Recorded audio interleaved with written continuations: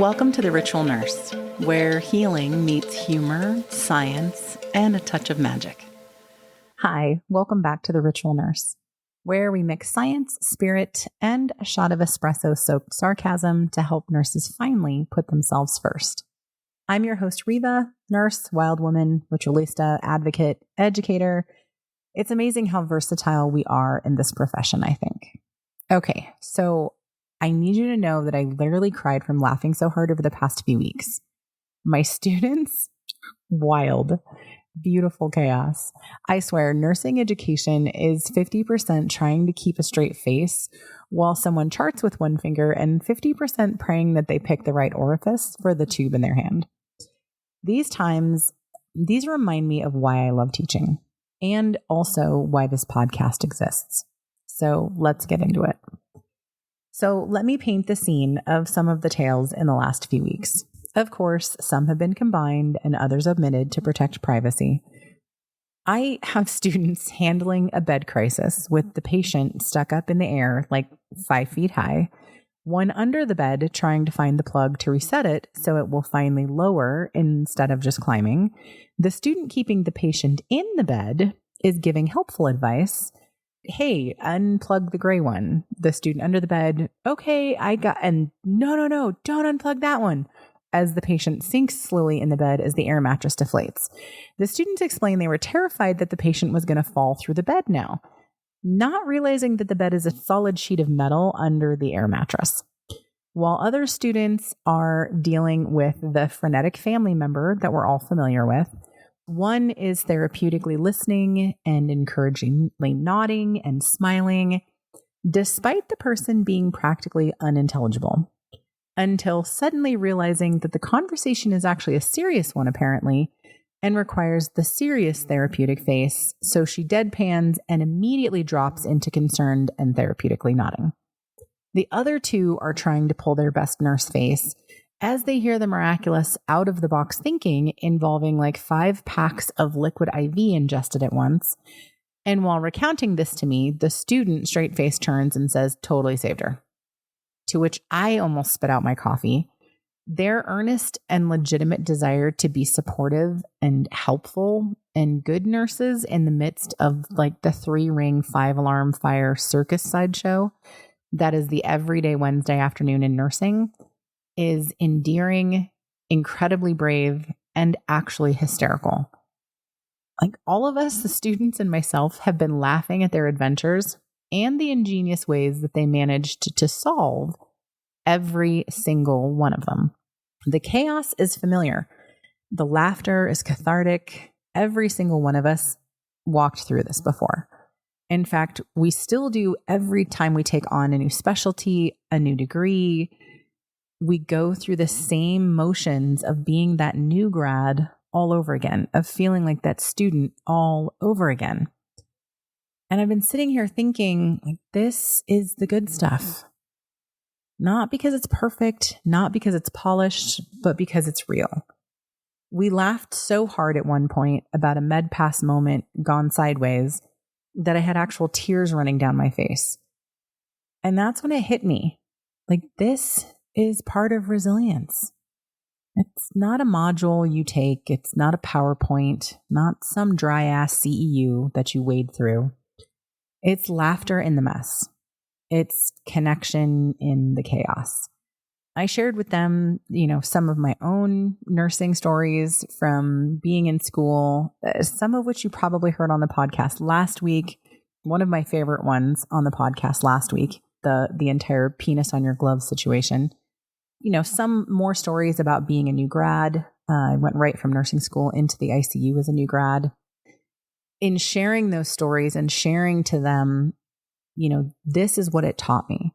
This is the preparation that I learned I needed to have while going through these learning lessons, and both laugh crying my way through them, because the insanity is a real thing. What I know last week we discussed the show The Pit on the podcast, and the chaos is a real thing. So if you're listening to this and you're not a healthcare provider or nurse, I love it because everything that we go over is wildly helpful for you as well. You don't have to be a nurse for this to help you, but this isn't an exaggeration. A lot of the things that we talk about and a lot of the things that we discuss, unless you're a nurse and you're experiencing them, might be things that sound exaggerated, sound like hyperbole.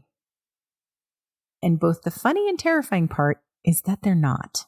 They're actually just real. So here's the thing, like nursing school gives you drug guides and patho charts and a million things to memorize, but it doesn't teach you how to live through the work. It doesn't tell you what to do when you feel like a failure because you forgot a blood pressure or mixed up a med. It doesn't teach you that sometimes you'll cry in the supply room and then laugh 5 minutes later because someone put a chux pad on backwards and now you're slip and sliding through the day like a literal messiah of body fluids. Or maybe you inadvertently might have snapped open a chux as you're laying it down and managed to, towel snap your CNA in the forehead. These things may or may not happen. All I have to say is that if that situation did indeed happen, that at least it was brand new and it was clean, right? But what I realized today is that our laughter is part of medicine. It's medicine for us. Our chaos is sacred. Our growth, that's happening in real time, even when we feel like we're flailing and can't find purchase. This is a lifelong endeavor of learning. In fact, I'm a student right now still. I'm finishing my FNP DNP. I'm very close. I'm so close, it's almost tangible. Who's making my own professors laugh as I transition from acute medicine to family medicine and the absolute 360 that my brain is doing trying to accomplish this. I know for a fact that I'm making them laugh. Now, they do the same thing that I do as an instructor, and they, may chuckle that they're keeping that nursing instructor face kind of intact. But because I'm an instructor, I know that I am absolutely making them laugh, as are my fellow colleagues with our transition from acute to family. It's a really different perspective as a practitioner. And our go-to triage and thinking and, the stuff we're comfortable with, the things that we think we know, aren't the answer. Like, where are you going to get a troponin at in your family practice out there? What troponin is this that you're ordering for your patient that has come in with classic heartburn symptoms? So just things like that and changes in thought that are all part of that learning experience that we all continue to go through in stages. So it's not just our nursing students or us when we were nursing students that struggled to get through this. And no, it still continues to happen as we learn. And it's part of the growing process, part of what builds resilience in us in handling the chaos and learning to create space for that. That's the one missing piece in nursing school that none of us got. None of us got the piece about how do you intentionally create space to develop emotional intelligence, to develop your resilience, to debrief with yourself. In the very early episodes of this podcast, I have a lot of, I don't want to say instructional podcasts, but going through some actual skill sets, breath work, debriefing, more along the lines of trauma-informed care that's self-applied, if you will. And of course, the podcast is largely based upon that. So there's going to be more of that, of course, coming in future content. But those are the pieces. That's the piece that we missed in nursing school. We got all the chaos. We even left with some moments and memories that we can laugh at, thankfully, in surviving the entire ordeal. But we missed the whole piece of how to thrive after the ordeal and through it. So these moments, the oh dark 30 moments, the crying and laughing at the same time moments, they're a release of trauma. They're a celebration of survival. It's a bond that we forge together. Now, trauma bonding is not the most positive coping mechanism. Is it something that nurses do regularly? Yes, because we are trauma bonding, because we're surviving the exposure to secondary trauma, the actual trauma, PTSD, the anxiety, all of it. We're surviving all of that together at the same time. And there's many other disciplines that do as well. But the trauma bonding has to also contain a recognition of what it is that we're doing and why it is that that coping mechanism is being utilized, because there isn't any space created for a healthy one. So we have to do that. And that's a huge part and parcel of what I'm imparting to you guys in this podcast, is how to create the space we were never taught to, how to give ourselves the skill sets and the tools to debrief, to recover, to recognize, to have the emotional intelligence to recognize in ourselves when those things are needed in order to restore that equilibrium and that resilience. So that while we're laughing at this chaos, that it's genuine laughter and humor and celebration of the things that we've made it through. And yes, naturally a little bit of trauma bonding, but that's what it is. And then it isn't a way for us to cover up our feelings and our needs by dismissing them, if you will, under the guise of trauma bonding and camaraderie and laughter. So now that we've reached our midpoint, our famous musical interlude pause to either usher you back into your shift or signal that the hydration break is approaching, and keep your spot waiting. Just hit pause during the music and you'll always know where to come back to. But as always, we will be here for you after the shift, and we're sending you all the smooth vibes and happy orders. If you're sticking around and get to spend the whole episode with us right now, well, go get your water, your snack, get comfy, and get ready for the rest of the podcast.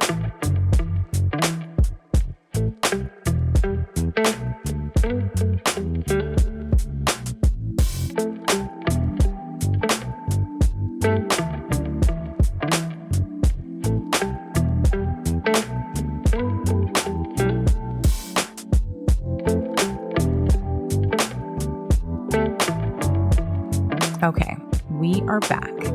So before we shift into crystals and coffee and divination, our favorite segment, I do want to take a moment and say something that matters deeply. Because while we laugh, while we grow, while we become, we also witness. We witness the realities of healthcare that too often get brushed under the rug.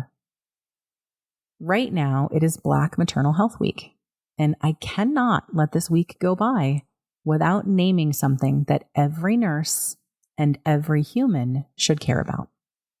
Black birthing people in the United States are 3 to 4 times more likely to die from pregnancy-related complications than white people. Not because of biology, but solely because of bias, because of systemic racism, because of how we fail to listen to and believe Black voices in healthcare. And if you're a nurse, a nursing student, someone just finding their way through this profession, you need to know this isn't someone else's problem. This is ours. Every patient we see deserves to be believed, deserves to be safe, deserves care that is equitable, culturally humble, and fiercely human. I know if you are a podcast listener that you have heard me say that equality is nothing without equity. Equality means that we've made the doorway a little bit wider so technically everybody can walk through it. Equity means that walking through it means they're going to be treated the same and receive the same care no matter who they are that walked through it. So I'm asking you not just this week, but always to listen harder, to advocate louder, to reflect deeper. If you're not sure where to start, I'm going to link some resources in the show notes. And if you're a Black nurse, a Black parent, a Black birth worker, Black healthcare provider, I see you, I honor you, and I support you. I also want to say to my students and to you out there that's listening, you are not behind. You're not a bad nursing student. You're not going to be a bad nurse. You're just becoming. And yeah, it is messy as hell. Spoiler alert, it doesn't ever stop being messy. But it's yours. It's ours. And I am so proud of you. I am so proud of the work that you're doing. So now let's breathe. I want you to drop those shoulders, unclench that jaw, relax your forehead. Let's get into crystals, coffee, and divination. So today's crystal prescription, as always, we are going to use the Crystal Portal Oracle. And I am going to live draw like I always do and then see what we get. Oh, I guess I have to flip over the card from last week so that I can shuffle it back in there. Again, one of my all-time favorite decks to use for this, just because the cards are absolutely stunning. And, oh, one came flying out. Oh, unbelievable. So Lunar Intuition. Now, we've had this card before, and Lunar Intuition is really unique in that it's both insight and intuition with calmness. So when the Lunar Intuition card appears, it is a reminder to listen to your inner voice and trust your intuition. Just as the moon goes through phases, your life experiences will ebb and flow. Amethyst holds a deep connection with lunar energy, enhancing your mental and spiritual insight. Trust your instincts and allow your intuition to guide you on a path of profound spiritual growth and illumination. Now, look, I know that we have listeners from all over and everywhere, but, tarot may not be your thing, oracle cards may not be your thing, heck, crystals may not be your thing. I can't claim to understand that, as I have every pretty shiny rock that I can get my hands on, but I want you to think about it this way. You don't have to espouse those ways of thinking in order to benefit from the message. And the message is really this. Cycles are a thing and are natural. They're part of life. They're part of biology. And so what you're going through right now is part of a cycle. And setting aside the space, crafting it with intent, which is the definition of a ritual, is how you utilize that insight and develop that self-awareness to learn from the phase of the cycle that you're in to transition into the next one and be ready. So hopefully that gives you the much needed insight and some guidance for the week ahead. Also, the amethyst is phenomenal at the bedside in terms of clarity in sleep, really helping with that third eye and intuition sense while you're sleeping. So you can keep it by your bedside as well. Some people actually find that the lucid dreams that they have, depending on the size of the amethyst next to the bedside, can be a little bit much. So just having it maybe outside of the bedroom or in the space where you have your morning coffee might also do the trick if it is a little bit too, how do you say, high vibration, let's say, right by your bedside. So our drink pairing of the week. All right. So I fell down this insane rabbit hole of the Sonic drink fandom somehow. Of course, dragging my husband along with me. And this group is nothing but Sonic drink recipes, which I have been mocking some of them up at home in various ways. I know I've talked to you guys about my pseudo coffee shop that I turned my downstairs into, and I have a water bar, flavor bar, whatever, with a bunch of syrups and things that I love. So I've been mocking a few of them up in various ways. But also, I absolutely had to stop and get a vanilla coconut small milkshake, which was stupid good. That is a door I should not have opened. You order a small vanilla milkshake, add white coconut syrup to it. It's literally a coconut cream pie in a cup without like the pieces. It's texturally smooth. It's amazing. So I want you to try a few of these next ideas on for size.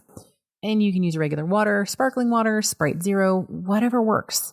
If you have a nugget ice maker, A, first of all, the jealousy is so real. B, that's kind of the best way to have this. So you can even just get like a large cup of Sonic Ice and somehow escape the drive-thru without ordering one of these milkshakes. If you have that wherewithal, go ahead. But the first pairing is peach, vanilla, and cream. The second, and Chobani makes a sweet cream that has stevia instead of sugar. So this is the deal. You can do any one of like water, sparkling water, Sprite Zero, any of that kind of stuff. And do sugar-free peach, sugar-free vanilla, and the Chobani sweet cream, like a splash of that creamer that has the stevia instead of sugar, for an incredibly low-calorie keto option, really, of a fun drink. The second one is mango, cherry, and lime, and also the same cream situation. You can omit the cream as well. The flavors work perfectly without it. The blue coconut, twisted lime, extra cherries and cream is a summer Sonic concoction that you're really going to wish that I didn't tell you, but you're also going to drink it like it's cool. So enjoy, like post some of these recipes in the comments on socials, or better yet, use the text link at the top of the show notes and send me a drink order. I will publicly post me ordering and trying any that I get and my reaction. However, do not do your girl dirty on this. Like, send me some good ones. Don't send me something gross. Send me some good drink orders to try, and I will post them on TikTok, on our Instagram. Our Instagram is under the code team, by the way. So it's the code underscore or the underscore code underscore team. At TikTok, it's just the Ritual Nurse, no spaces. So now next we have our divination pole. So our divination pole is a sister deck to the Crystal Oracle. It's made by the same designer. Absolutely. I've posted them numerous times. I've tagged them. I absolutely love their work. So we're going to pull our tarot card for our divination. And again, I may or may not actually be videoing part of this podcast recording so that you guys can actually see the live draws happening in real time instead of just maybe hearing them, maybe not hearing them. I don't know how much sometimes my microphone picks up the shuffling of the cards, which is so relaxing to me. Kind of like an ASMR thing without being creepy ASMR. Okay, so I apparently too had a message for you this week. Two of them. The Hierophant and the Emperor. Oh, my goodness. Those are some heavy hitters this week. So this deck is absolutely stunning, and I'm actually holding it up to the recording so that you can see it on TikTok. Lapis Lazuli is the Hierophant, and the Emperor is Ruby. So let's see what these have to say. Keeping in mind what our lunar insight, our crystal was for the week. So the Hierophant signifies tradition, wisdom, and mastery. Lapis Lazuli combined with the Hierophant signals wisdom, clarity, and intellect. Weird. The Hierophant brings forth feelings of morality and being ethical. Black Maternal Health Week. Think of this card as the older, wiser teacher or counselor. Also, what did we talk about in the podcast? Who will mentor you along the way. It can be related to traditions and convention, learning and education, or mastering a certain area of your life. That couldn't possibly be a more succinct summarization of the past 24 minutes and 25 seconds. So the next one is the Emperor. The Emperor is all about stability, structure, and protectiveness. Ruby is vitality, knowledge, and enthusiasm. The Emperor represents a lot of stability, hard work, leadership, and discipline. You have the knowledge and wisdom to do anything that you set your mind to. So claim your authority as a leader. Absolutely incredible. In order to do the things that the Hierophant is talking about and utilize your intuition and self-awareness, you really have to claim leadership over your experience and your engagement with that experience. And leading is how we define for the next generation by example how to do this.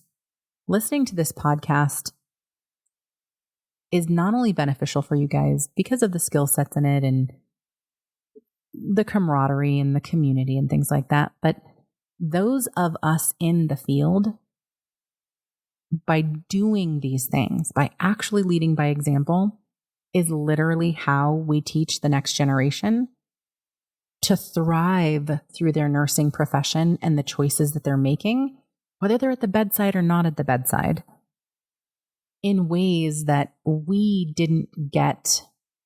I'm just going to put a period on the end of that sentence. In ways that we didn't get. So that is our incredibly, totally irrelevant divination poll and our oracle, our crystal prescription. If you are still with me, bestie, thank you. You could be anywhere, hiding in the bedroom, could be crying in your car after a shift, rethinking your entire life at 2 a.m., or laughing uncontrollably with your best friends and teammates. You could also be peacefully relaxing in your protected space.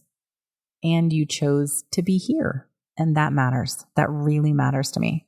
If you laughed today, or if you needed to, I want you to send me your funniest, weirdest, and most chaotic nursing student story.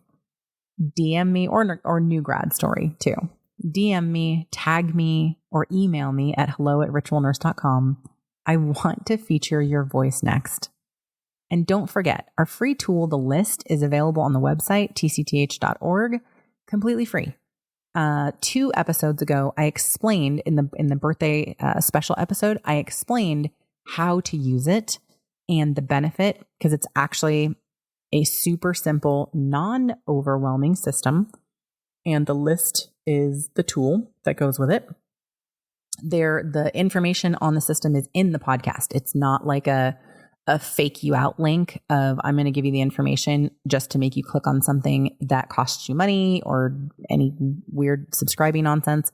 It's literally the actual information on the system, why it works, how to use it, and the tool itself that you can get for free. There's also the birthday episode bonus code, and that is still going to remain active. I know that there was like a time limit on it, but that is active for the exclusive designs of the free tool, which are going to be showcased on the new Shopify store that's coming this week. The WordPress setup on the website was a holy terror to get them displayed on. So the code is being extended so that you can use it freely on the Shopify store with ease. Keep an eye on socials. Like I said, follow us on Instagram at _code_team. So it's the code team. Just put the underscores in between the words. And TikTok at The Ritual Nurse for when that goes live this week. So until next time, take care of you, because the nurse that you're becoming deserves a version of you that's well, whole, and wildly loved. Love your faces. This is your Ritual Nurse, Riva.